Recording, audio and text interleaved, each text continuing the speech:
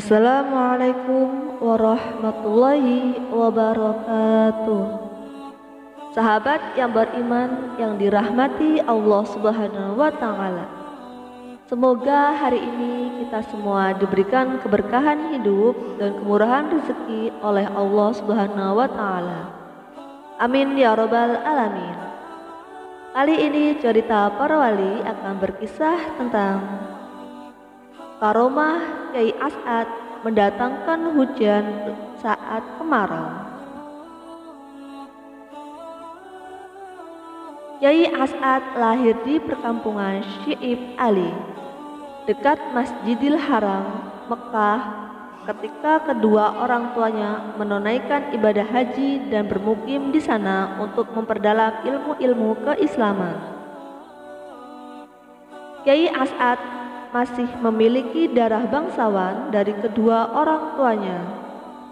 Ayahnya Raden Ibrahim atau yang kemudian lebih dikenal dengan nama Kyai Haji Samsul Arifin adalah keturunan Sunan Kudus dari jalur sang ayah. Sedangkan dari pihak ibu masih memiliki garis keturunan dari Sunan Ampel. Pada usia 6 tahun, Kyai As'ad dibawa orang tuanya pulang ke Pemekasan dan tinggal di pondok pesantren Kembang Kuning Pemekasan, Madura. Setelah 5 tahun tinggal di Pemekasan, Kyai As'ad diajak ayahnya untuk pindah ke Asem Bagus, Situbondo yang sekarang daerah tersebut masuk ke dalam Kecamatan Banyu Putih, Situbondo. Daerah tersebut dulunya masih berupa hutan belantara yang terkenal angker dan dihuni oleh banyak binatang buas dan makhluk halus. Kyai As'ad diajak ayahnya pindah ke Pulau Jawa untuk menyebarkan agama Islam di sana.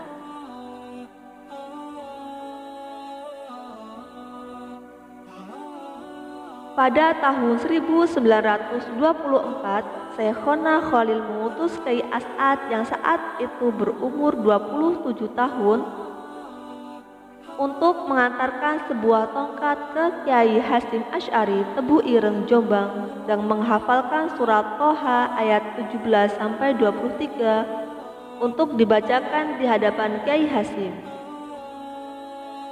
Berangkatlah Kyai As'ad dengan mengayuh sepeda. Kyai As'ad telah dibekali uang oleh Syekhona Khalil untuk di perjalanan. Namun ia justru berpuasa selama di perjalanan. Setibanya di Tebu Ireng, Kyai As'ad menghadap Kyai Hasyim Asy'ari dan menyerahkan tongkat itu. Kyai Hasyim bertanya, "Apakah ada pesan dari Syekhona?"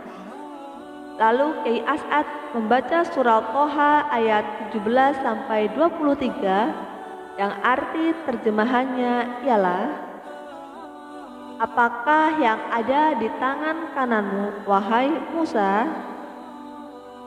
Dia Musa berkata, "Ini adalah tongkatku. Aku bertumpu padanya dan aku merontakkan daun-daun dengan untuk kambingku. Dan bagiku masih ada lagi manfaat yang lain." Allah berfirman, "Lemparkanlah ia, wahai Musa." Lalu ia melemparkan tongkat itu, maka tiba-tiba ia menjadi seekor ular yang merayap dengan cepat. Allah berfirman, "Peganglah ia dan jangan takut. Kami akan mengembalikannya kepada keadaannya semula. Dan kepitkanlah tanganmu ke ketiakmu, niscaya ia keluar menjadi putih atau bercahaya tanpa cacat. Sebagai mukjizat yang lain, untuk kami perlihatkan kepadamu sebagai dari tanda-tanda kekuasaan kami yang sangat besar." Selang beberapa hari, Syekhona Khalil kembali mengutus Kyai As'ad untuk mengantarkan sebuah tasbih kepada Kyai Hasyim. Ketika Syekhona Khalil menyerahkan tasbihnya, Kiai As'ad enggan untuk menerima dengan tangannya. Ia memohon kepada Syekhona untuk mengalungkan tasbih itu ke lehernya. Syekhona Khalil berpesan agar Kiai As'ad membaca Ya Jabar Ya Qahar hingga sampai tebu ireng dan membacanya di hadapan Kiai Hasim. Selama di perjalanan, Kiai As'ad sama sekali tidak berani menyentuh tasbih itu. Hingga sesampainya di tebu ireng, Kiai As'ad segera menghadap Kiai Hasim dan memohon Kiai Hasim untuk mengambil tasbih itu dari lehernya seraya ia membaca Ya Jabar Ya Qahar. Kiai Hasim Asy'ari telah menangkap dua isyarat kuat tersebut yang mengartikan bahwasanya Syekhona Khalil telah memantapkan hati beliau dan merestui didirikannya Jamiah Nahdlatul Ulama. Setahun kemudian, pada tanggal 31 Desember 1926 Masehi atau 16 Rajab 1344 Hijriah, di Surabaya berkumpul para ulama se-Jawa sampai Madura. Mereka bermusyawarah dan sepakat mendirikan organisasi Islam Nahdlatul Ulama. Hingga wafatnya Kiai Haji As'ad menjabat sebagai Mustasyar Pengurus Besar Nahdlatul Ulama dan juga sebagai pimpinan Pondok Pesantren Salafiyah Syafi'iyah Situbondo. Ia dianugerahi pahlawan nasional oleh Presiden Joko Widodo pada tanggal 9 November 2016. Kiai As'ad adalah ulama yang pahlawan nasional. Kejadian bisa mendatangkan hujan dan juga bisa menghentikan hujan bukanlah hanya pekerjaan pawang hujan. Para kiai yang telah memiliki karomah bisa melakukan itu. Sekalipun tidak ditunjukkan secara obral, Kiai Haji Raden As'ad bin Samsul Arifin disebut-sebut punya karomah bisa mendatangkan hujan pada saat diperlukan. Kisah ini dimulai saat Muktamar Nahdlatul Ulama ke-27 yang dilaksanakan di Pondok Pesantren Salafiyah Syafi'iyah Asem Bagus Situbondo pada Desember 1984. Kiai As'ad, pengasuh Pondok Pesantren Salafiyah Syafi'iyah tersebut, dikenal sebagai salah seorang kiai yang sangat konsen terhadap keberadaan NU. Tatkala terjadi konflik antara NU dan politisi pada 1982, Kiai As'ad bersama kiai-kiai lain seperti Kiai Haji Ali Mahsum, Kiai Haji Maskur, Kiai Haji Mahrus Ali berperan penting dalam usaha meluruskan arah strategi perjuangan NU yang sebenarnya. Jadi peran Kiai As'ad dalam NU tidak diragukan lagi. Tentu saja Pondok Pesantren Salafiyah Syafi'iyah Asem Bagus Situbondo ini berbenah diri untuk menyambut pelaksanaan muktamar tingkat nasional yang akan dihadiri oleh Presiden Republik Indonesia saat itu, Soeharto. Dalam buku Kiai Haji Raden As'ad Samsul Arifin, Riwayat Hidup dan Perjuangannya, karya tim yang dipimpin Hasan Basri, diceritakan bahwa menjelang kehadiran Presiden lapangan untuk mendarat helikopter ditangani oleh petugas khusus. Saat itu beberapa petugas mengadakan penyiraman lapangan sodum sekitar 2 km dari lokasi pondok. Maklum ketika itu cuaca sangat panas sehingga agar debu-debu tidak berterbangan ketika helikopter yang dinaiki presiden dan rombongan mendarat, lapangan sodung itu perlu disiram air. Demi kenyamanan, petugas pun mendatangkan truk tangki berisi air guna disemprotkan ke lapangan yang kering itu.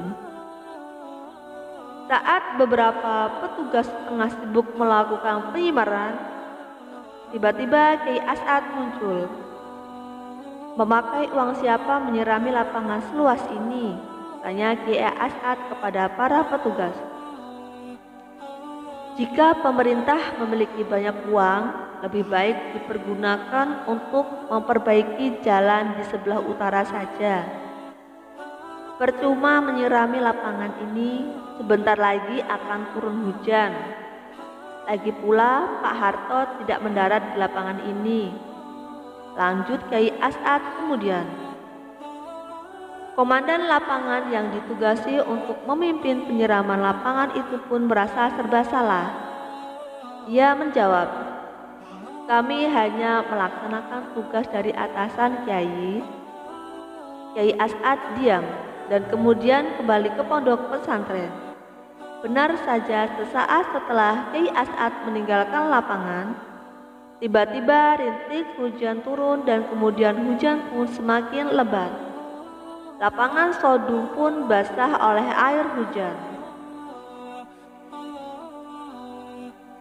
Sementara itu, para petugas penyiraman lapangan pun berlarian menuju rumah penduduk untuk berteduh. Ternyata hujan hanya turun di sekitar lapangan Sodung saja. Di luar lapangan itu, di perkampungan penduduk sama sekali tidak terjadi hujan. Di luar lapangan tidak terjadi hujan. Hujan hanya terjadi di lapangan sini saja, ucap para petugas yang menyaksikan kejadian tersebut. Dan juga ternyata Presiden Soeharto tidak jadi mendarat di lapangan Sodung. Helikopter Presiden justru mendarat di lapangan Karangtelok yang tidak dipersiapkan untuk mendarat sebelumnya. Persis sebagaimana yang diucapkan Kiai As'ad bahwa Pak Harto tidak akan mendarat di lapangan Sodung. Dalam kisah karomah para kiai yang lain jelaskan bahwa kejadian bisa mendatangkan hujan dan juga bisa menghentikan hujan bukanlah hanya pekerjaan pawang hujan. Para kiai yang telah memiliki karomah bisa melakukan itu, sekalipun tidak ditujukan secara obral. Jika kita pernah mendengar bahwa Kiai Mahrus Ali Lirboyo bisa menghentikan hujan, Kiai As'ad malah sebaliknya bisa mendatangkan hujan. Tentu saja kejadian ganjil tersebut bukan semata-mata dilakukan oleh yang bersangkutan, akan tetapi atas kehendak dan izin Allah karena doa sang kiai yang makbul. Wallahu a'lam bishawab. Wassalamualaikum warahmatullahi wabarakatuh.